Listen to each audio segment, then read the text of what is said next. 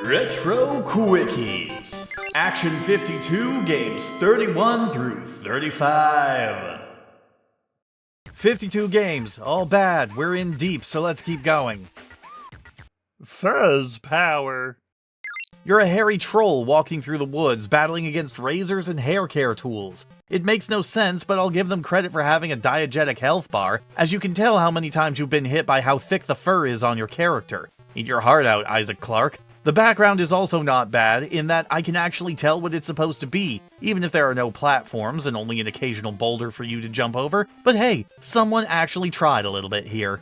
Unfortunately, that's all the nice things I have to say. The only means that you have to defend yourself is this little roll attack, which does seem decently responsive in taking out your foes, but it's useless when most of your enemies can send out these ranged attacks, meant to be wisps of hot air from hair dryers, I think. The problem is, you don't have any real way to dodge them, so you're inevitably going to take a bunch of hits that's going to drain your health and cost you lives. And because there's always a bunch of enemies spawned right near the start, you're basically guaranteed to die only a few seconds into any run of this game. Beyond that, congrats, it's another horrible platformer with terrible jumping, Shooting gallery.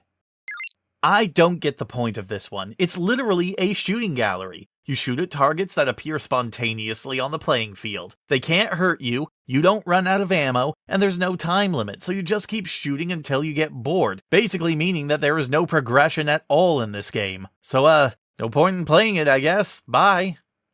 Lollipops. More like lollipoops, am I right?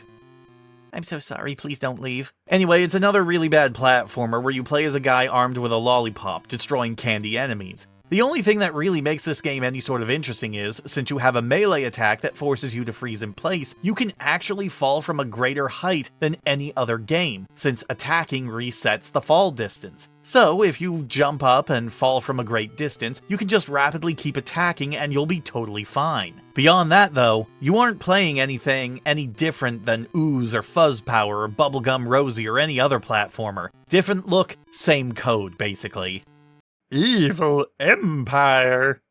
Behold, it's another ladder-focused single-screen platformer, only in this one, your character is much smaller. The gameplay is exactly the same as the others. You run around, climbing the ladders, and shooting at enemies that spawn in wherever they want. And as usual, because of the speed at which the enemies move, and the fact that they can spawn opposite each other, it basically means that they can lock themselves in a perfect pattern that makes it impossible for you to get close enough to actually shoot them. Especially since you can't shoot when you're jumping, meaning you have to be level with the enemies, either on a ladder or on a platform. And wouldn't you know, this is one of the few games where the levels actually differ from one another, so you can get into situations where you just can't safely line up a shot. Also, what's so evil about this empire? I don't get it. Sombreros.